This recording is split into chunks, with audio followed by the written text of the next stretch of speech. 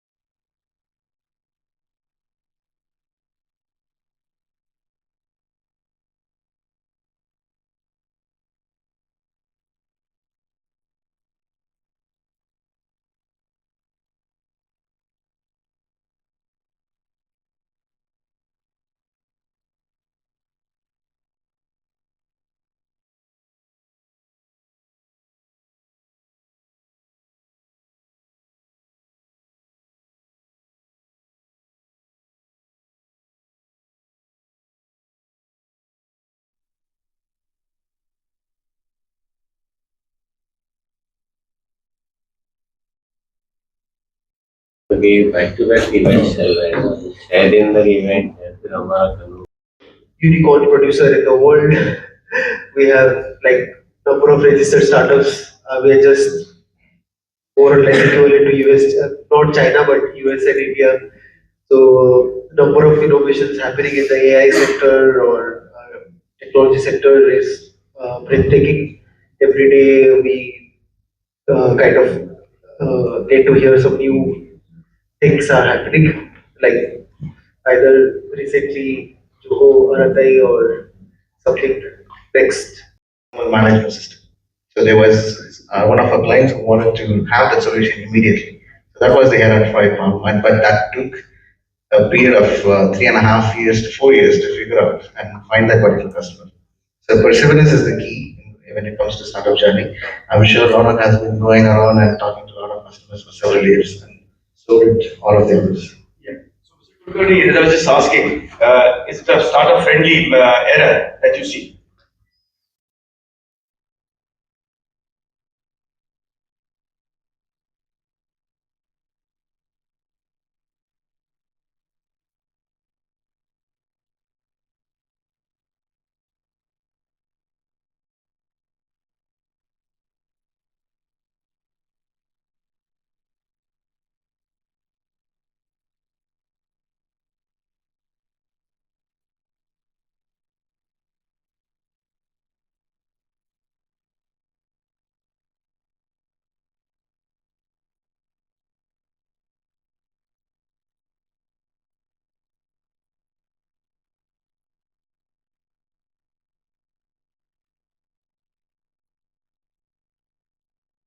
ये तो कंट्री के लिए कंट्रीब्यूशन तो होते हैं, साथ में साथ उनको सोसाइटी में भी कंट्रीब्यूट करना है। तो एक योग्य नागरिक बनाना हमारा उद्देश्य ही, टेक्नोक्रेट बनाना तो है, लेकिन साथ में साथ एक योग्य नागरिक बनाना, ये हमारा उद्देश्य है।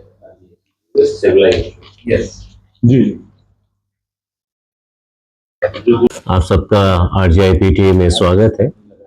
हम आजकल RGIPT को एक शॉर्ट फॉर्म दूसरा बोलते हैं RGIPT, क्योंकि हमें लगता है जो जिप्ट होता है पुरानी डिक्शनरी में वो गिफ्ट की तरह होता है, और RGIPT का मतलब भी वैसे ही है। ये रिवॉल्यूशनरी गिफ्ट है इंडियन इकोनॉमी के हिसाब से, इंडियन एनर्जी सेक्टर के हिसाब से, क्योंकि हम एनर्जी सस्टेनेबिलिटी की बात कर रहे हैं जो 2047 तक हमें चाहिए। वो तभी आ सकती है जब हम अलग अलग चीज़ों को एक्सप्लोर करें। जैसे आपको पता है कि RGIPT जो है वो पेट्रोलियम इंजीनियरिंग में बहुत आगे है, काफ़ी इंस्टीट्यूट से बहुत आगे है, इसलिए हम यहाँ पे कॉन्फ्रेंस भी करवा रहे हैं। और उसका नाम है ICPSD। ये ICPSD जो है वो 3rd कॉन्फ्रेंस है यहाँ पे इंडिया में, और हमारे यहाँ पे 2-3 फॉरेन से भी आए थे और काफ़ी इंडियन लोग आए थे, IIT रुड़की, IIT बॉम्बे और IIP से भी आए थे, ISM धनबाद से भी आए थे।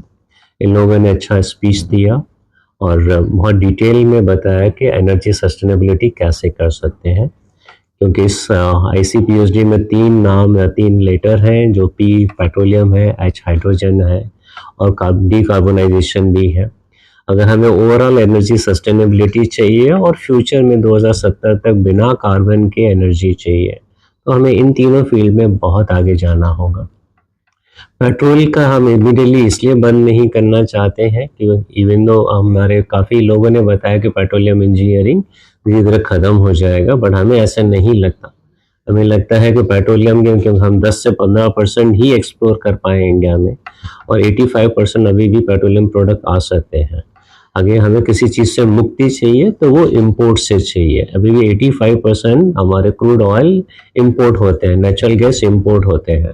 अगर ये सारी चीज़ें इंडिया में बनने लगे या एक्सप्लोर हो जाए तो इंडिया को इम्पोर्ट से छुटकारा मिलेगा। इसलिए हम कह रहे हैं कि एनर्जी सस्टेनेबिलिटी मिल जाएगी और ये एनर्जी काफ़ी ज़्यादा CO2 नहीं करे या कार्बन बेस्ड प्रोडक्ट आगे नहीं बढ़ाए, तो इसलिए कार्बन कैप्चर भी बहुत इम्पॉर्टेंट है।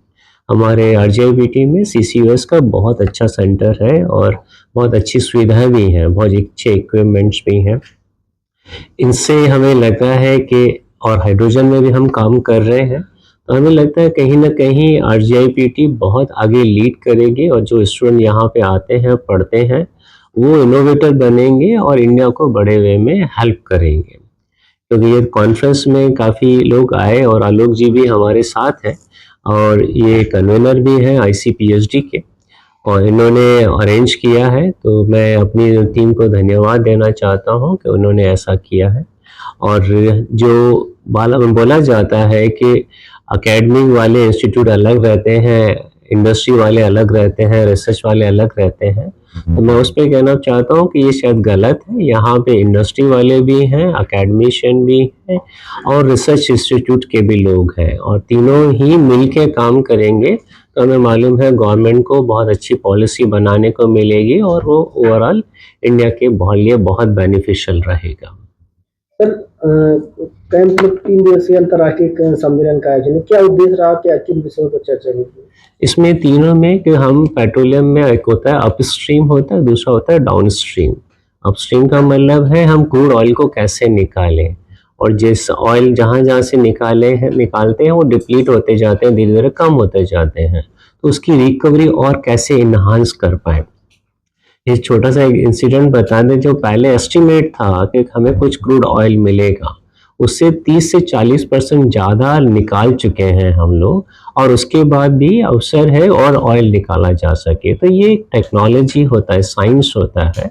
जैसे जैसे हम आगे बढ़ते जाएंगे, साइंस एंड टेक्नोलॉजी आगे बढ़ती जाएगी, इवन तो जो हमें लगता है कि ऑयल पूरी तरह से डिप्लीट हो चुके हैं उससे भी हम ऑयल निकालते हैं। तो ये कुछ कुछ जो टेक्नोलॉजीज़ हैं ये हमारे फैकल्टीज़ ने आके डिस्कस की, बताया, उनका पर्सनल एक्सपीरियंस कैसा रहा उसको दिखाया। हाइड्रोजन जैसे है कि बहुत ज़्यादा कॉस्टली है और अभी भी काफ़ी टेक्नोलॉजीज़ ऐसी हैं जो इंपोर्ट करते हैं, तो एक एक करके हम रिप्लेस करने की कोशिश कर रहे हैं कि एनोड कैसे बनाएं और उसका इलेक्ट्रोलाइज़र कैसे बनाएं, उसका सस्ता कैसे करें। जैसे अभी भी मार्केट में अगर देखा जाए 4 से 5 रुपए, 4 से 5 डॉलर आता है पर केजी हाइड्रोजन का। उसको 2.5 करेंगे या 2 करेंगे तो इंडिया के लिए सस्टेनेबिलिटी है, क्योंकि इंडिया में गरीब जनता ज़्यादा है, तो एक मेजर पॉइंट आ जाता है अफोर्डेबिलिटी। हम एनर्जी तो ले आएंगे बट वो अफोर्डेबल है कि नहीं है। अगर आप कॉस्टली बेचेंगे तो सब उसको ले नहीं पाएंगे, और हमें मालूम है इंडिया का जो अगर डेवलपमेंट करना है तो एनर्जी बहुत ज़्यादा चाहिए। हम मान के चलें 15 साल में ही हमारा जो एनर्जी रिक्वायरमेंट लेवल होगा वो 2 गुना से ज़्यादा होगा, और अब इतना हम इंपोर्ट कर रहे हैं क्रूड ऑयल को जिसमें और नेचुरल गैस को, तो नेचुरली वो भी हमें एक्सप्लोर करने हैं। तो इस पर भी काफ़ी डिस्कशन हुआ। जो DGH से आए थे हमारे चीफ गेस्ट, उन्होंने बताया कि गवर्नमेंट पॉलिसीज़ क्या हैं, कैसे प्रोजेक्ट्स बड़े से आ रहे हैं, तो सबको अवगत भी करा उनसे, ताकि और रिसर्चर आगे आगे बढ़े और उसको अच्छी तरह से यूज करें। गवर्नमेंट बहुत सपोर्ट कर रही है, बट सारी जनता को इसका नॉलेज नहीं होता, सारे रिसर्चर्स को नॉलेज नहीं होता। तो इस काइंड ऑफ जो कॉन्फ्रेंस करवाते हैं, ये मिलन अच्छा होता है, अलग अलग डिसिप्लिन से लोग आ रहे हैं, एक दूसरे को सुन रहे हैं, तो ताकि ओवरऑल इंडिया का तरक्की हो, अच्छा सा रहे। इसलिए हमने ये 3 दिन का अरेंजमेंट रखा था। सही।